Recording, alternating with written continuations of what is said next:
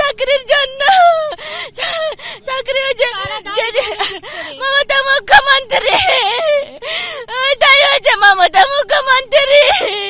আর আমি কি করবো? ছোট বাচ্চা, আমার 2 বছর বয়স, কি করে থাকবো? চাকরি গেছে, সম্মান গেছে, এবার প্রাণটাও গেল। তীব্র মানসিক চাপে পড়ে এসএসসির এক চাকরিহারা যোগ্য শিক্ষকের মৃত্যুর অভিযোগ উঠল। শুক্রবার সকালে আর.এন. টেগর হাসপাতালে মৃত্যু হয় পশ্চিম মেদিনীপুরের বাসিন্দা সুবল সোরেনের।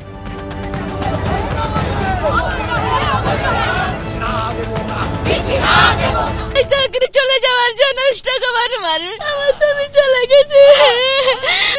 আমার স্বামী তো যোগ্য শিক্ষক ছিলেন। বছর 37-এর সুবল সোরেন পশ্চিম মেদিনীপুরের মোহনপুরের বৌলাসিনী বিবেকানন্দ উচ্চতর বিদ্যালয়ের একাদশ দ্বাদশের রাষ্ট্রবিজ্ঞানের শিক্ষক ছিলেন। পরিবারের বক্তব্য, চাকরি বাতিলের পর থেকেই তীব্র মানসিক যন্ত্রণায় ভুগছিলেন সুবল সোরেন। আদালতের নির্দেশে চলতি বছরের ডিসেম্বর মাস পর্যন্ত বেতন মিলবে। তারপর কি হবে, এই চিন্তা কুড়ে কুড়ে খাচ্ছিল চাকরিহারা এই শিক্ষককে। এরই মধ্যে ধীরে ধীরে তাঁর শরীর খারাপ হতে শুরু করে। শেষে সোমবার স্ট্রোক হয়। এরপর সুবল সোরেনকে মুকুন্দপুরের আর.এন. টেগর হাসপাতালে ক্রিটিক্যাল কেয়ার ইউনিটে ভর্তি করা হয়। শুক্রবার সকালে তাঁর মৃত্যু হয়। বেসিক্যালি ওনার মাথায় একটা বড় ব্লিডিং হয়, ইন্ট্রাসেরিব্রাল হেমারেজ হয়, মিডলাইন শিফট ছিল, ভেন্টিলেটরেও দিয়ে সমস্ত রকম চেষ্টা করি কিন্তু সাকাম করে যায়। স্ট্রেসের জন্য এক তো আপনার প্রেশার বাড়তে পারে, ডেফিনেটলি বাড়তে পারে। যদি ধরুন এই বয়সে হঠাৎ করে চাকরি হারা হন, সেই ক্ষেত্রে একটা কনফিউশন হতে পারে যে ওষুধ খাবো, লাইফ কি করে সামলাবো।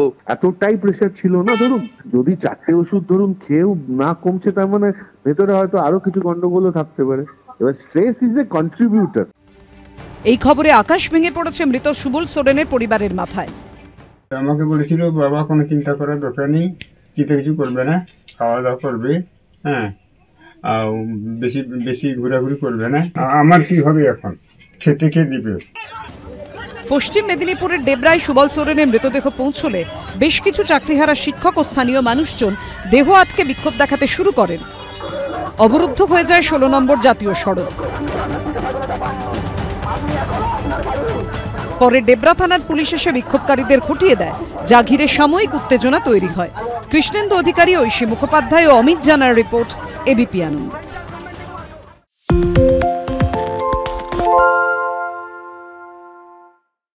সত্য অন্তহীন, সত্যের খোঁজও তাই, সত্য সন্ধানে তাই আমরা অক্লান্ত, অকুতভয়। এবিপি আনন্দ নতুন ভাবনার প্রতীক, যা মনে মুক্ত, তথ্যে যুক্ত এবং যাবতীয় সীমানার বাঁধন থেকে মুক্ত। সীমা না শব্দটির মধ্যে লুকিয়ে আছে মানা শব্দটি, যেন চোখ রাঙানি এক অদৃশ্য বেড়াজাল, যা আটকে রাখে আমাদের এক ছোট্ট গণ্ডির মধ্যে।